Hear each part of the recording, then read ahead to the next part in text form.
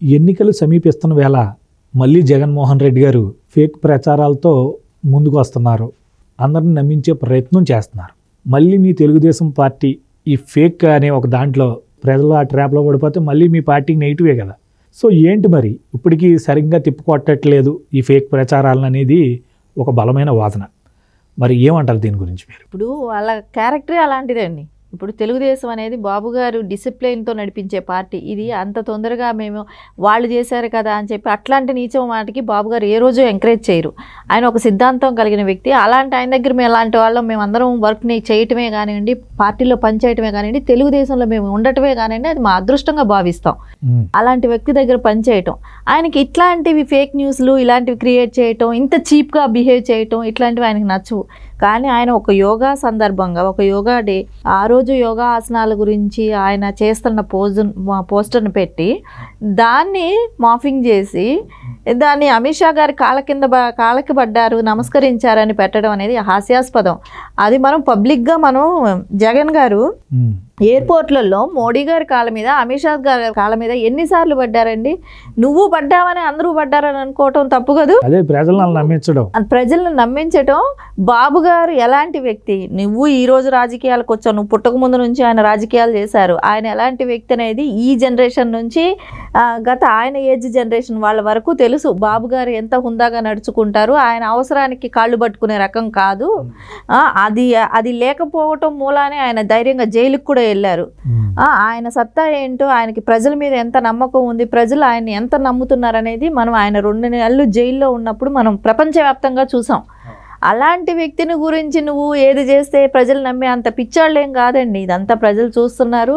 బాబు గారిని ఎక్కడ ఇంత కూడా నువ్వు డిగ్రేడ్ చేయలేవు. నువ్వు చేసే చీప్ ట్రిక్స్ ప్రజలు గమనిస్తున్నారు. తగిన బుద్ధి చెప్పే రోజులు కూడా దగ్గరకు వచ్చేసాయి. నువ్వు అంత భయపడకపోతే నువ్వెందుకు ఇప్పుడు లోకల్లో వాళ్ళందరినీ కేసులు పెట్టి రౌడీ షీట్లుగా క్రియేట్ చేసి నీకెందుకు భయం?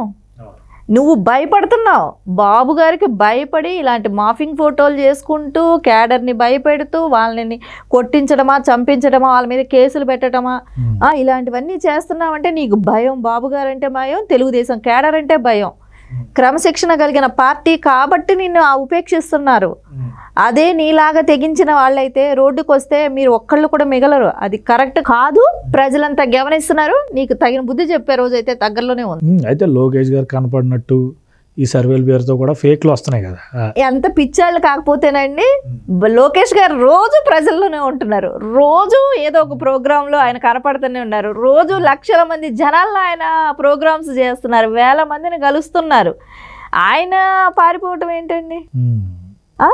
ఎంత హాస్యాస్పదమైన మాటలండి. ఎవ్వరు రోజు టీవీ చూస్తుంటే రోజు టీవీలో కనపడే వ్యక్తి నీకు కనపడడం లేదు అంటాం. ఎంత హాస్యాస్పదంగా ఉంది. వాళ్ళకి వేరే ఏది పని పట్టలేదు. ఎలా డిగ్రేడ్ చేద్దాం అనే దాని గురించి ఆలోచిస్తున్నారు. అది ఏ రోజు అది జరగదు. లోకేష్ గారు పాదయాత్ర స్టార్ట్ చేసిన దగ్గర నుంచే కానీ మీరు చాలా రకాల ఇబ్బందులు పెట్టారు. ఆయనకి వెహికల్కి ప్లేస్ ఇవ్వలేదు. ఆయన వెళ్ళే చోటంతా పోస్టర్స్ చింపటం కానివ్వండి, వాళ్ళని భయభ్రాంతులకు గురి చేయటం కానివ్వండి, పోలీసులంతా వాళ్ళ పర్సనల్ రౌడీల్లాగా వాడేసుకున్నారు. పోలీసులను కూడా, పోలీసులకి కూడా తెలియాలండి, అది గవర్నమెంట్ సర్వెంట్స్. వాళ్ళు పబ్లిక్ కట్టే డబ్బులతోనే, ట్యాక్స్ డబ్బులతోనే వాళ్ళకి జీతాలు వస్తున్నాయి. ఈ రోజు ఒక నాయకుడు ఉంటాడు, రేపు ఇంకొక నాయకుడు వస్తాడు. అది కాదు కదా. నువ్వు పబ్లిక్ సర్వీస్ చేయాల్సిన వాళ్ళు నువ్వు ఒక పార్టీకి తొత్తుగా ఉండి పబ్లిక్ వచ్చిన ప్లేస్కి కూడా నువ్వు పబ్లిక్ని కేసులు పెట్టి వాళ్ళని కొట్టడం, వాళ్ళని దారుణంగా ఈ బూతులతో కూడా మాట్లాడటం, ఇలాంటివి చాలా జీర్ణించుకోలేని విషయాలన్నీ జరిగాయి. కానీ ప్రజలంతా కూడా మనం నిన్న మొన్న కూడా చూసాం. 3.5 సంవత్సరం తర్వాత పోలీసు కూడా సస్పెండ్ చేశారు. న్యాయం అనేది ఎప్పుడూ ఉంటుంది. తిరుపతి ఉప ఎన్నికల్లో జరిగిన దీనికి నిన్న మనం చూసాం. నిన్న అక్రమంగా ఓట్లు ఎట్లా చేయించారు. కడప నుంచి తీసుకొచ్చి అక్కడ ఓటు వేయించారు. ఓట్లు లేని వాళ్ళకి, అక్కడ ఆధార్ కార్డు లేని వాడికి ఓటేసే హక్కు ఉంది. ఒక్కొక్కళ్ళు 8, 9 ఓట్లు వాళ్ళే, ఇంకా వాళ్ళే స్లిప్పులు తీసుకోవటం, వాళ్ళే జింపేసుకోవటం, వాళ్ళే వేసేసుకోవటం. ఇంకా అంతకు మించి అక్కడ న్యాయంగా ఓటు జరగలేదు. అది 3.5 సంవత్సరం తర్వాత బయట వచ్చింది. న్యాయం అనేది ఎప్పటికీ ఉంటుంది. కొంచెం లేట్ అవ్వచ్చు, బాబు గారు ఏదైతే నమ్మకంతో ఆయన ముందుకెళ్తున్నారో, లోకేష్ గారు కూడా ఎలా అయితే ముందుకెళ్తున్నారో దాన్ని మేము నమ్ముతున్నాం. వాళ్ళ చూపెట్టిన దారిలో తెలుగుదేశం క్యాడర్ అంతా అలాగే ముందుకెళ్తూ పనిచేస్తుందండి. లేదు మరి గతంలో కూడా పింక్ డైమండ్ ఈ అనేక అంశాలు చుట్టుముట్టే కదా, అప్పుడు మీరు ఘోర వాటం పాలయ్యారు. మరి ఇప్పుడు మరి ఇదే ప్రజలు నమ్మితే ఏంటి పరిస్థితి? ఏంటండి, బాబు గారికి వెంకటేశ్వర స్వామి అంటే అపారమైన నమ్మకం. ఆయన నమ్మినంత ఇదిగా ఇప్పటి వరకు ఏ సీఎంకి కూడా అంత భక్తి ఉండదేమో, అంటే ఎన్టీఆర్ గారి తర్వాత అంత నమ్మకమైన వ్యక్తి ఎన్టీఆర్ గారి తర్వాత నారా చంద్రబాబు నాయుడు గారికి వెంకటేశ్వర స్వామి మీద అంత నమ్మకం ఉన్న వ్యక్తి. ఆ ఫ్యామిలీకి అంతా కూడా అంత నమ్మకం. అలాంటి ఆయన పింక్ డైమండ్ దొంగతనం చేశారు, ఇది చేశారు, అది చేశారు అని అంటున్నారు. ఆయన అక్కడ ఒక చైర్మన్ పోస్ట్ వేయాలన్నా, ఒక బోర్డు మెంబర్ వేయాలన్నా వాళ్ళకి దేవుడి మీద నమ్మకం ఉండాలి. వాళ్ళ వెనకాల బ్యాక్గ్రౌండ్ క్లియర్గా చెక్ చేసేవాళ్ళు, అన్యమతస్తులకి స్థానం లేకుండా చూసేవాళ్ళు. ఎందుకంటే ప్రజల మనోభావాలు దెబ్బతింటాయని అంత జాగ్రత్తగా ఇన్ని సంవత్సరాలు, ఆయన 14 సంవత్సరాలు సీఎంగా ఉన్న రోజు ఏ రోజు కూడా అక్కడ ఎలాంటి ప్రాబ్లం రానికుండా చూసుకున్న వ్యక్తి. వీళ్ళు సెట్టింగులు వేసుకొని ఇంట్లో సెట్టింగ్ దేవుడు అంటే ఇంట్లో సెట్టింగ్ వెంకటేశ్వర స్వామి ఇంటికి రప్పించుకున్నారు.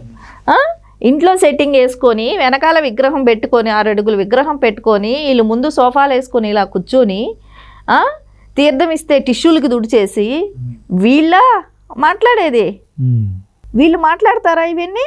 వీళ్ళకి ఏం తెలుసండి? వెంకటేశ్వర స్వామి సొమ్ము తిన్నాడు ఎవడు బాగుపడదు అనేది బాబు గారికి బాగా తెలుసు. బాబు గారే చెప్తుంటారు మనకు, ఆయన సామాన్యమైన ఆయన కాదు, ఆయన మొత్తం చెల్లించుకుంటారని.